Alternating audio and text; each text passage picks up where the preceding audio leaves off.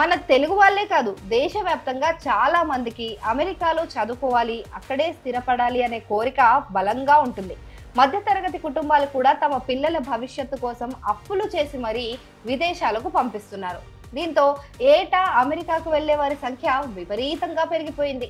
ఈ నేపథ్యంలో మరి ఈ పెరిగిపోతున్న సంఖ్యను తగ్గించడానికి ఇండియాలోని యుఎస్ ఎంబసీలు, అక్కడి యుఎస్ అధికారులు, ఇమిగ్రేషన్ అధికారులు వీళ్ళంతా కూడా చాలా కఠినమైన రూల్స్ అయితే తీసుకొస్తున్నారు.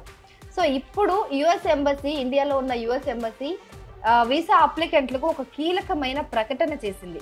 ఇది అమెరికా కలలు కనే యువతకు ఒక రకంగా షాక్ అనే చెప్పాలి. తాజాగా యుఎస్ ఎంబసీ ఏం చెప్పిందంటే, ఇకపైన అమెరికా వీసాల కోసం అప్లై చేసుకునే ప్రతి ఒక్కరూ గత 5 ఏళ్లుగా తాము ఉపయోగించిన సోషల్ మీడియా హ్యాండిల్స్, వాటి యూజర్ నేమ్స్ వివరాలు కూడా DS-160 వీసా అప్లికేషన్ ఫామ్ లో తప్పనిసరిగా పొందుపరచాలి అని చెప్పింది. సో ఈ వివరాలు వ్యక్తుల బ్యాక్గ్రౌండ్ వెరిఫికేషన్ కోసం చాలా ఇంపార్టెంట్ అని యుఎస్ ఎంబసీ తమ తాజా ఎక్స్ పోస్ట్ లో స్పష్టం చేసింది. దీన్ని బట్టి చూస్తే మీ సోషల్ మీడియా ప్రొఫైల్స్, పోస్ట్లు అన్నీ కూడా వాళ్ళు చూస్తారు అని క్లియర్ గా అర్థమవుతుంది. సో ఈ DS-160 అంటే non immigrant visa online application. అంటే అమెరికాలో శాశ్వతంగా నివసించకుండా చదువుకోవడానికి, టూరిజం కోసం లేదా తాత్కాలికంగా ఒక పని చేసుకోవడానికి వెళ్ళే వాళ్ళు నింపాల్సిన ఫామ్ ఇది. సో ఈ ఫామ్లో వ్యక్తిగత వివరాలు, కుటుంబ నేపథ్యం, విద్యా అర్హతలు, ఉద్యోగ వివరాలు, ప్రయాణ ప్రణాళికలు అంటే ట్రిప్ ప్లాన్స్ అన్నీ కూడా, ఎప్పుడు వెళ్తున్నారు, ఎప్పుడు వస్తారు అనేవి. సో ఇవన్నీ కూడా ఈ భద్రతాపరమైన ప్రశ్నలు చాలా అడుగుతారు ఇందులో ఈ ఫామ్లో. ఈ ఫామ్ మొత్తం ఫిలప్ చేయాల్సి ఉంటుంది వీసా అప్లికెంట్స్ అందరూ కూడా. సో ఇప్పుడు ఈ DS-160లో కొత్తగా సోషల్ మీడియా సెక్షన్ కూడా యాడ్ అయింది.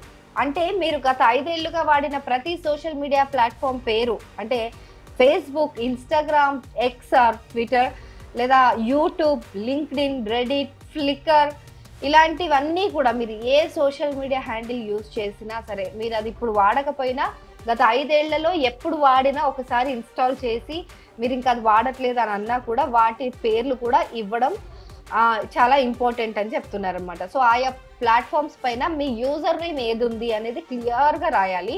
సో అది అడుగుతుంది. ఒకవేళ మీరు ఆ 5 ఏళ్లలో ఏ సోషల్ మీడియా కూడా వాడలేదు అని అంటే నన్ అని చెప్పి ఒక ఆప్షన్ కూడా ఉంటుంది, దాన్ని సెలెక్ట్ చేసుకోవచ్చు. సో వాస్తవానికి అమెరికాలో ఇటీవల కాలంలో ఘర్షణలు పెరగడం, యూనివర్సిటీల్లో విద్యార్థుల ఆందోళనలు తీవ్రమవడం వంటి పరిణామాల నేపథ్యంలో ప్రెసిడెంట్ డొనాల్డ్ ట్రంప్ ఇలాంటి కఠినమైన చర్యలు తీసుకుంటోంది. సో అమెరికా భద్రతను దృష్టిలో ఉంచుకుని ఈ నిర్ణయాలు తీసుకుంటున్నామని చెప్పి అక్కడ అధికారులు స్పష్టంగా చెప్తున్నారు. ఎవరైనా సరే ప్రమాదకర ఆలోచనలు ఉన్నవాళ్ళు లేదా దేశ భద్రతకు ముప్పు కలిగించే వాళ్ళు దేశం లోపలికి రాకుండా చూసుకోవడమే మా ఉద్దేశం అని చెప్పి వాళ్ళు క్లియర్గా ఒక నోటీస్ అయితే ఇవ్వడం జరిగింది. సో యుఎస్ ఎంబసీ చాలా స్పష్టంగా ఒక హెచ్చరిక కూడా చేసింది. మొన్న సరైన సమాచారం అందించకపోవడం లేదా తప్పుడు సమాచారం ఇవ్వడం వంటివి చేస్తే మాత్రం వీసా అప్లికేషన్ రిజెక్ట్ అయ్యే అవకాశం ఉంటుందని గట్టి వార్నింగ్ ఇచ్చింది. అంతేకాదు భవిష్యత్తులో మళ్ళీ అమెరికా వీసా కోసం ప్రయత్నించడానికి కూడా పూర్తిగా నిరోధించబడతారు అని పేర్కొంది. అంటే ఒక్క తప్పు మీ జీవితకాల అమెరికా కలను భగ్నం చేయొచ్చు. అందుకే ఆ దరఖాస్తుదారులందరూ కూడా చాలా జాగ్రత్తగా, నిజాయితీగా అన్ని వివరాలు స్పష్టంగా ఇచ్చేస్తే ఒక పని అయిపోద్ది. ఈ వారం ప్రారంభంలో FMJ అంటే students visa, vocational student visa and exchange visa, ఇవన్నీ కేటగిరీల కింద వీసా దరఖాస్తు చేసుకునే విద్యార్థులకు కూడా రాయబార కార్యాలయం ఒక ఆదేశం జారీ చేసింది. వాళ్ళు తమ సోషల్ మీడియా హ్యాండిల్స్ అన్ని కూడా ప్రైవేట్ మోడ్లో ఉంటే వాటిని పబ్లిక్ చెయ్యాలి అని చెప్పి ఒక ఆదేశం జారీ చేసింది. అంటే వాళ్ళ ప్రొఫైల్స్ అందరికీ కనిపించేలా పెట్టుకోవాలి. అమెరికా చట్టం ప్రకారం వారి గుర్తింపు, అలాగే యునైటెడ్ స్టేట్స్కు వారి ప్రవేశాన్ని నిర్ధారించడానికి అవసరమైన పరిశీలన చేయడానికి సులభతరం చేసేందుకు ఈ మార్పులు తీసుకొస్తున్నామని వాళ్ళు చెప్పడం జరిగింది. ఇది ముఖ్యంగా విద్యార్థుల ప్రవర్తనను, వారి ఆలోచనలను అంచనా వేయడానికి ఉపయోగపడుతుంది. మొత్తానికి అమెరికాకు వెళ్ళాలనుకునే భారతీయులు, ముఖ్యంగా యువత, ఇకపైన తమ సోషల్ మీడియా ప్రవర్తన విషయంలో మరింత అప్రమత్తంగా ఉండాలి.